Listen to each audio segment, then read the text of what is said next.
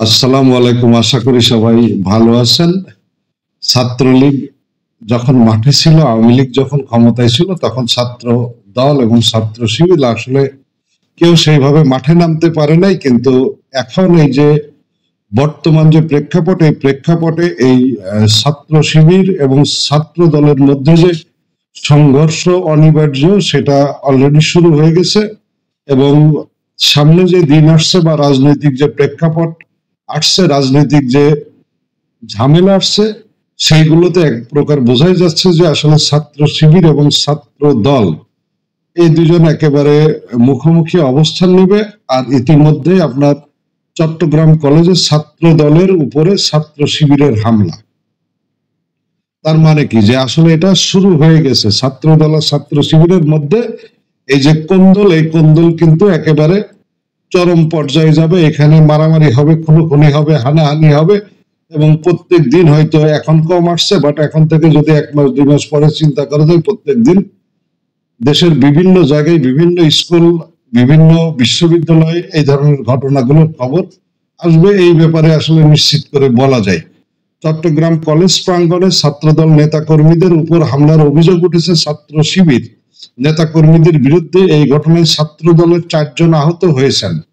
যদিও এই হামলার ঘটনা অস্বীকার করেছে ছাত্র শিবির। রোববার 23 ফেব্রুয়ারি দুপুর 12:30টার দিকে শেরে বাংলা হলের সামনে এই ঘটনা ঘটে। হামলায় আহতরা হলেন ওমর ফারুক সাগর, রেদওয়ান ইসলাম, জাহিদুল ইসলাম, মোহাম্মদ কাইফ ও মোর্শেদুল ইসলাম। এ বিষয়ে চট্টগ্রাম কলেজ ছাত্র দলের সদস্য সচিব ও বৈষম্য বিরোধী ছাত্র আন্দোলনের সমন্বয়ক ওমর ফারুক সাগর বলেন, চট্টগ্রাম কলেজে আজ রোববার ক্রীড়া প্রতিযোগিতা ছিল। আমন্ত্রণ পেয়ে আমরা গিয়েছিলাম। শেরে বাংলা হলের সামনে যাওয়ার পর শিবিরের নেতাকর্মীরা আচমকা এসে আমাদের উপরে হামলা করে। তারা আমাকে উদ্দেশ্য করে বলে, ছাত্র দলের নেতা ফারুক চট্টগ্রাম কলেজে থাকতে পারবে না। এছাড়া আমাদের ছাত্র দল নেতা রিজওয়ান, জাহিদুল, কাইফ ও মোর্শেদের উপর অতর্কিত হামলা চালানো হয়। আমি 24শে জুলাই বৈষম্য বিরোধী ছাত্র আন্দোলনের একজন যোদ্ধা ও গুলিবিদ্ধ হয়েছিলাম। তারপর আমার উপরে হামলা চালায় যারা হামলা চালিয়েছে তাদের কথা হলো, চট্টগ্রাম কলেজে শিবির থাকবে কিন্তু ছাত্রদল থাকতে পারবে না।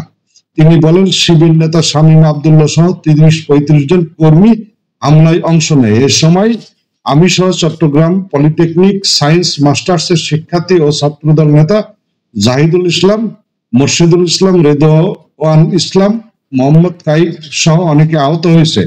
আহতরা বর্তমান চট্টগ্রামের বিভিন্ন হাসপাতালে চিকিৎসাধীন রয়েছে।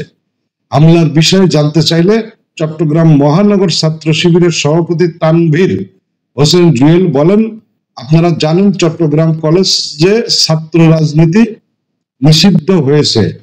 কমিটিতে যারা ছিল তাদের কোনো সক্রিয়তা নেই। ওইখানে ছাত্র রাজনীতি নিষিদ্ধ হওয়ার পর বৈষম্য বিরোধী ও সমন্বয়করা আছেন।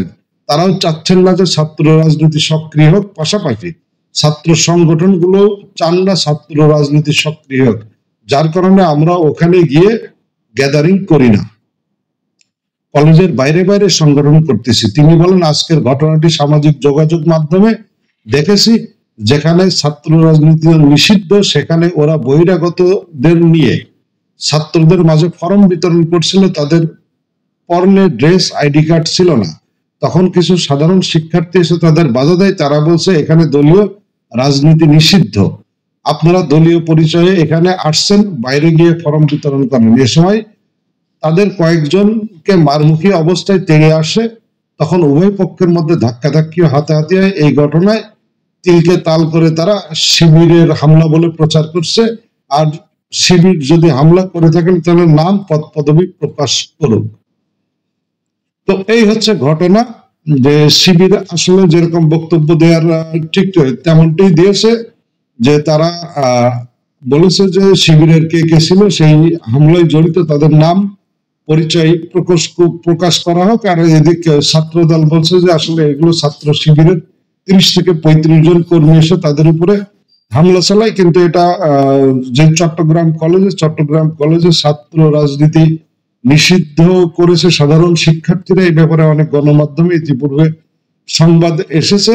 তো যাই হোক, আসলে এখন এই ধরনের বিভিন্ন ইস্যু নিয়ে ছাত্রদল এবং ছাত্র শিবিরের মধ্যে সংঘর্ষ হবে, এটাই স্বাভাবিক ব্যাপার। বিশেষ করে যে সমস্ত সরকারি বিশ্ববিদ্যালয়গুলো রয়েছে সেই সমস্ত বিশ্ববিদ্যালয়গুলোতে হল দখলকে কেন্দ্র করে এই ধরনের হামলা, পাল্টা হামলা এইগুলো হবে। একে অপরের বিপক্ষে বক্তব্য দেবে। একদল বলবে যে আমাদের উপরে অমুক হামলা করেছে, আর একদল বলবে যে আমরা এই ঘটনার সাথে জড়িত না। এইগুলো আসলে বাংলাদেশের রাজনীতির দীর্ঘ সময়ের ইতিহাস, এবং এইগুলো এক ধরনের মুখস্থ সব বলা চলে।